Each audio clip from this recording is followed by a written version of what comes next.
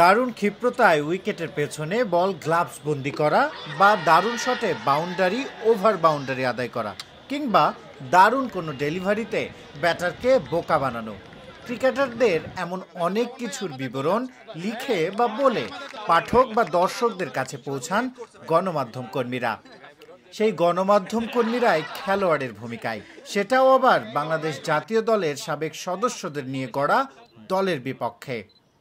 মিরপুর শের-ই বাংলা জাতীয় ক্রিকেট স্টেডিয়ামে গতকাল সন্ধ্যায় এমনই এক ম্যাচ হয়েছে, যেখানে বোর্ড ডিরেক্টর কর্তাদের নিয়ে গড়া বোর্ড একাদশের বিপক্ষে মাঠে নামে ক্রীড়া সাংবাদিকদের নিয়ে গড়া দল team press box. Home of ক্রিকেটে ফ্লাড লাইটের নিচে খেলা, নিশ্চিতভাবেই রোমাঞ্চিত ছিলেন টিম প্রেস বক্সে সুযোগ পাওয়া সবাই। মাঠে বিসিবির আমন্ত্রণে এসেছিলেন গণমাধ্যম কর্মীদের পরিবারের সদস্যরাও। উৎসবমুখর পরিবেশে মাঠের ক্রিকেটটা মন্দ খেলেনি তারা।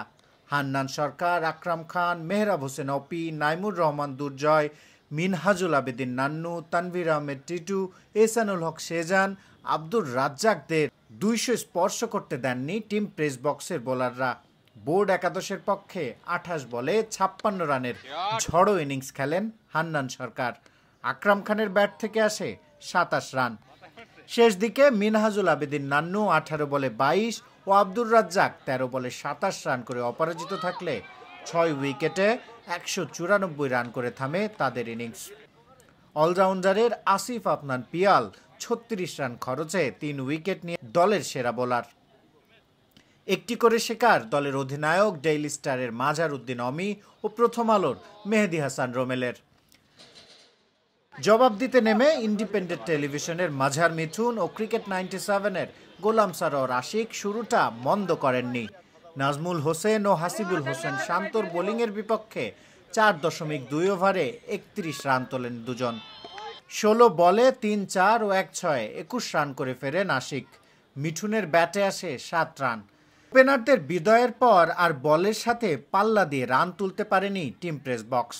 3-এ নামা মাঝার উদ্দিন অমি 14 রান করে ফেরেন। 4-এ নামা রোমেল দলীয় সর্বোচ্চ 38 রান করতে খেলেন 38 বল।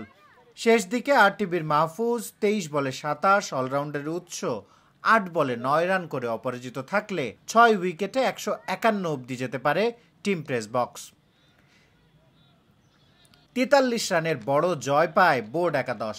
20 রান খরচে 3 উইকেট নিয়ে ম্যাচ সেরা হন আব্দুর রাজ্জাক। তবে জয় পরাজয় ছাপিয়ে এই ম্যাচ ছিল উপভোগের, প্রাপ্তির, ক্রীড়া সাংবাদিক ও তাদের পরিবারের জন্য। মিরপুর শের-ই বাংলা জাতীয় ক্রিকেট স্টেডিয়াম থেকে ক্যামেরায় আমিনুল ইসলাম সুজনের সঙ্গে শিহাব আহসান খান, ক্রিকেট 97।